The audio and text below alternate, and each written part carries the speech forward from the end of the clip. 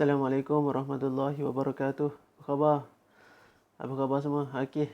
Jadi alhamdulillah pada kali ini kita sambung lagi kelas pendidikan Islam kita tahun 6. Baik. Tajuk yang kita belajar pada minggu yang lalu iaitu berkaitan dengan sirah kan. Okey, sirah perkembangan Islam selepas pembukaan kota Mekah. Okey, tajuk tu belum habis lagi dan hari ini kita sambung lagi bahagian yang kedua. Okey. Kelas yang lepas kita dah tengok strategi Nabi ketika selepas pembukaan kota Mekah, bagaimana Nabi mengembangkan lagi Islam tu. Apa strategi-strategi yang digunakan oleh Nabi sallallahu alaihi wasallam. Kan? Okey, baik. Kali ni kita tengok apa kesan daripada dakwah Nabi tersebut. Apa kesan? Okey. Kesan daripada dakwah Nabi tersebut, maka terbentuklah masyarakat Islam yang teguh akidahnya. Terbentuklah masyarakat Islam yang teguh akidahnya. Bersatu padu, aman dan damai. Okey. Kemudian negara Islam semakin kukuh kerana setiap Muslim sanggup berkorban tenaga dan harta demi mempertahankan kesucian Islam dan negara. Jadi setiap orang Islam ni sanggup berkorban harta, tenaga demi mempertahankan negara Islam dan agama Islam itu sendiri. Okey.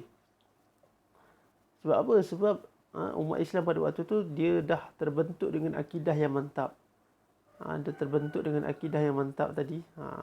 Jadi kehidupan mereka pun bersatu padu, kukuh. Mereka tak lagi kita kata hidup berpuak-puak dah, tidak dah. Nabi dah berjaya menyatukan kumpulan umat Islam ni. Kumpulan umat Islam di Madinah, di Mekah, kan? Jadi mereka ni dah menjadi umat Islam yang satu. Walaupun mereka asalnya berbagai-bagai kabilah, berpuak-puak, tapi dengan strategi yang dibuat oleh Nabi, mereka menjadi satu. Mereka bersatu menjadi umat Islam yang kuat. Yang kuat. Bersatu padu. Bersatu padu mereka. Kemudian daripada tersebut dengan akidah yang mantap yang telah ditanamkan oleh Rasulullah ke dalam setiap diri umat Islam pada waktu itu. Jadi untuk negara mereka sanggup berkorban apa sahaja demi mempertahankan kesucian Islam dan mempertahankan negara. Kemudian ramai yang memeluk Islam kerana setiap orang berperanan menyebarkan Islam dan pengaruh Islam semakin meluas di semenanjung Arab. Jadi daripada kesan tersebut ramai yang memeluk Islam. Kesan daripada tersebut juga ramai orang yang memeluk Islam, orang bukan Islam yang memeluk Islam. Kerana setiap orang berperanan menyebarkan Islam. Jadi setiap orang, maksudnya bukan Nabi saja yang menyebarkan Islam pada waktu itu. Para sahabat-sahabat yang dah memeluk Islam, mereka juga turut menyebarkan ajaran Islam. Jadi ajaran Islam pada waktu itu tersebar dengan cepat di semenanjung tanah Arab, yang menyebabkan ramai yang memeluk Islam. Itu antara kesan daripada dakwah Nabi sallallahu alaihi wasallam. Ada 3. Pertamanya, kesan yang pertama, masyarakat terbentuk masyarakat yang kuat, masyarakat Islam yang kuat, yang saling bersatu padu, hidup aman dan damai, yang kukuh akidah mereka. Yang kedua, setiap negara Islam pun menjadi semakin kuat. Kerana apa? Kerana umat Islam sanggup berkorban untuk mempertahankan negara dan kesucian agama Islam itu sendiri. Dan yang ketiga, kesan daripada dakwah Rasulullah, agama Islam ni berkembang dengan cepat di semenanjung tanah Arab. Kerana apa? Sebab setiap orang Islam ni mereka berperanan untuk menyebarkan dakwah. Setiap umat Islam pada waktu tu, iaitu para sahabat, mereka pergi ke mana-mana pun mereka akan menyebarkan Islam. Jadi ramai orang bukan Islam yang memeluk Islam, menyebabkan apa? Agama Islam ni berkembang dengan cepat, tersebar dengan cepat di semenanjung tanah Arab pada waktu tersebut, kan? Okey. Jadi apa cabaran dalam berdakwah ni? Tadi kita tengok kesan. Apa cabaran dalam berdakwah ni? Okey, kalau kita tengok dekat sini, yang boleh kita simpulkan ada dua cabaran. Dua cabaran yang besar. Pertamanya, menghadapi penentangan bersenjata daripada musuh Islam. Penentangan bersenjata. Baik, penentangan berlaku akibat kemarahan dan rasa tidak puas hati melihat kejayaan Islam membuka kota Mekah. Penentangan berlaku kerana tidak puas hati melihat kejayaan Islam membuka kota Mekah. Okey. Mereka juga berasa terancam dan mahu menyekat pengaruh Islam. Maka tercetuslah beberapa peperangan seperti Perang Hunain dan Perang Tabuk. Tercetuslah Perang Hunain dan Perang Tabuk selepas daripada peristiwa pembukaan kota Mekah tersebut. Okey, Perang Hunain. Jom kita tengok apa tu Perang Hunain. Perang Hunain berlaku di Hunain. Berlaku di satu tempat yang namanya Hunain pada tahun ke-8 Hijrah. Perang Hunain ni berlaku di tempat yang bernama Hunain pada tahun ke-8 Hijrah. Peperangan ini tercetus apabila kabilah Hawazin dan Bani Saqif tidak berpuas hati dengan kemenangan Islam dan berasa terancam. Mereka rasa terancam. Mereka tak puas hati dengan kemenangan umat Islam. Mereka rasa terancam. Makin terancam. Bilangan kaum muslimin seramai 12,000 orang. Tentera musuh pula membawa anak, isteri dan harta benda bersama-sama dengan mereka. Jadi peperangan ini berakhir dengan kemenangan pada pihak muslimin. Selepas peperangan ini, ramai daripada mereka memeluk Islam, termasuklah Malik bin Auf yang mengetuai peperangan ini. Jadi peperangan Hunain ini berlaku di Hunain pada tahun ke-8 Hijrah. Kenapa peperangan ini tercetus? Kerana mereka tidak puas hati dengan kejayaan umat Islam, kemenangan umat Islam selepas pembukaan kota Mekah, dan mereka rasa mereka ni semakin terancam. Terancam. Okey. Jadi orang Islam pada waktu itu datang seramai 12,000 orang. Dan tentera musyrikin ni mereka datang dengan bawa semua anak, isteri dan sebagainya dalam peperangan ini, dan akhirnya tentera muslimin memenangi peperangan tersebut. Sehingga ketua mereka iaitu Malik bin Auf pun memeluk Islam. Memeluk Islam. Baik. Yang kedua adalah Perang Tabuk. Perang Tabuk. Apa tu Perang Tabuk? Berlaku di Tabuk. Tabuk ni pun nama tempat juga. Macam Hunain. Tabuk pun nama tempat juga. Di utara. Sebelah utara sana. Okey, berlaku di Tabuk pada tahun ke-9 Hijrah. Perang Hunain tadi ke-8 Hijrah kan. Setahun kemudian berlaku pula Perang Tabuk. Peperangan ini tercetus apabila kerajaan Rom berasa terancam dan mahu menyekat pengaruh Islam yang semakin meluas. Ini bukan di kalangan orang Arab ni. Ini di kalangan kuasa besar pada waktu itu iaitu Rom yang rasa terancam. Terancam kenapa? Kerana mereka melihat agama Islam ni berkembang dengan cepat, berkembang dengan pesat. Jadi mereka rasa terancam. Okey. Bilangan kaum muslimin seramai 30,000 orang, manakala bilangan musuh adalah seramai 40,000 orang. Ramai. 30,000 orang Islam nak melawan 40,000 orang kafir, Rom tadi. Peperangan ini berakhir dengan kemenangan di pihak muslimin tanpa ada berlakunya peperangan, tanpa berlakunya pertempuran. Peperangan berakhir dengan kemenangan umat Islam tanpa berlakunya peperangan. Setelah Allah mencampakkan rasa gerun dan takut di hati musuh.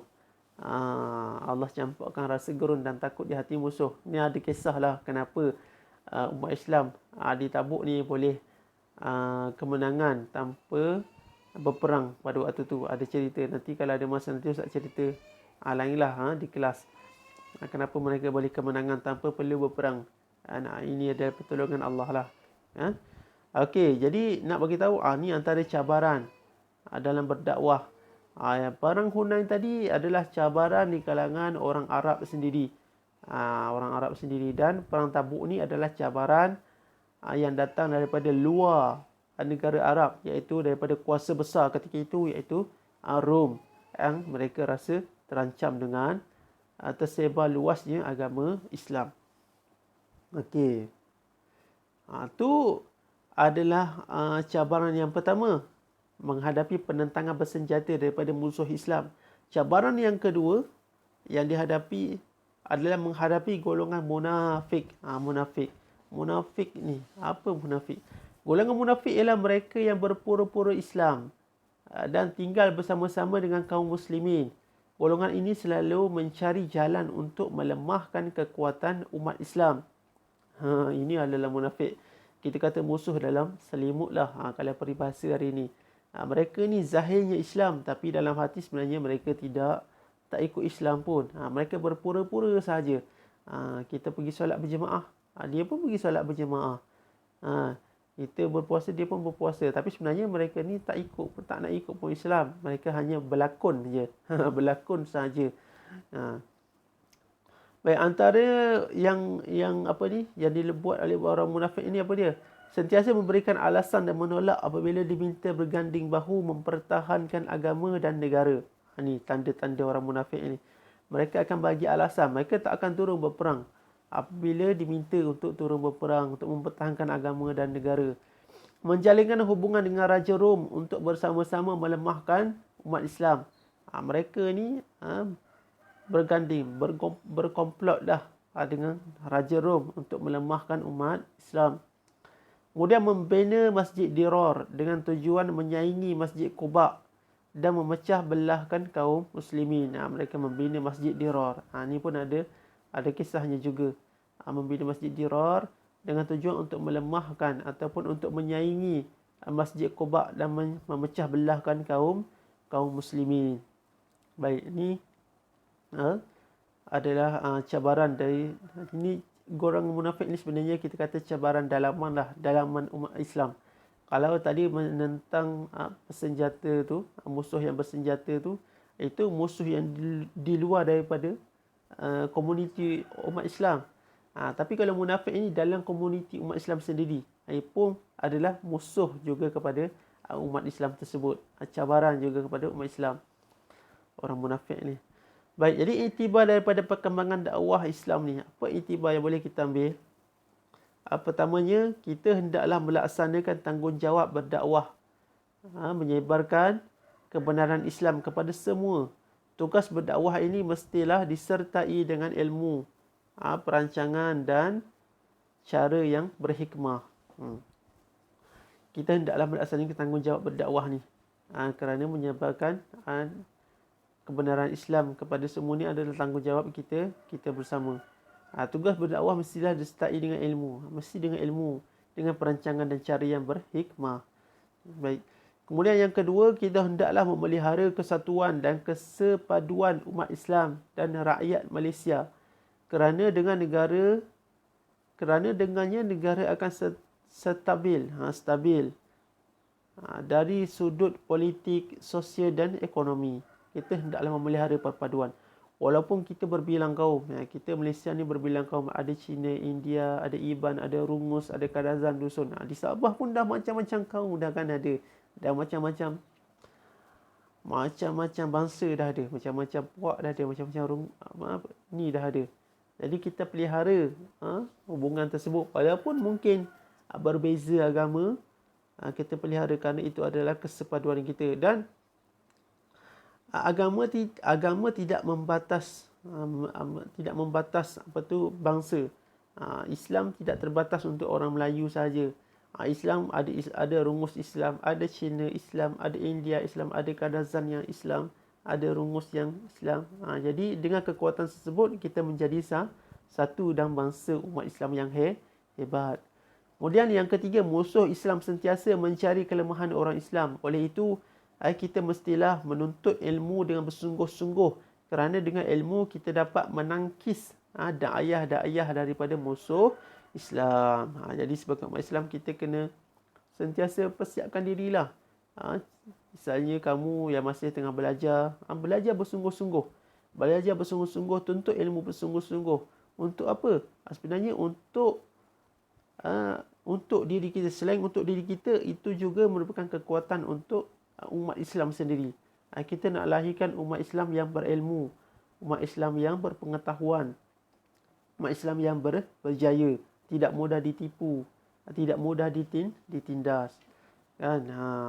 Dan dalam masa yang sama kita nak menolak apabila kita ada ilmu, apabila kita ada ilmu yang cukup, akidah yang mantap, kita dapat menolak dakwah-dakwah daripada musuh Islam. Kita tidak akan mudah terpercaya dan terpengaruh dengan dakwah-dakwah daripada musuh-musuh Islam.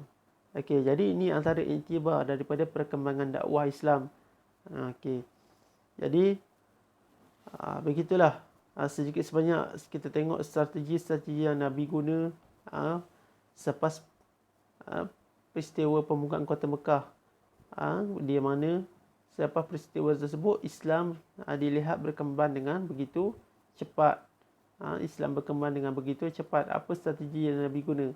Tapi di sebalik strategi perkembangan Islam yang pesat itu, ada juga cabaran-cabaran yang perlu dihadapi.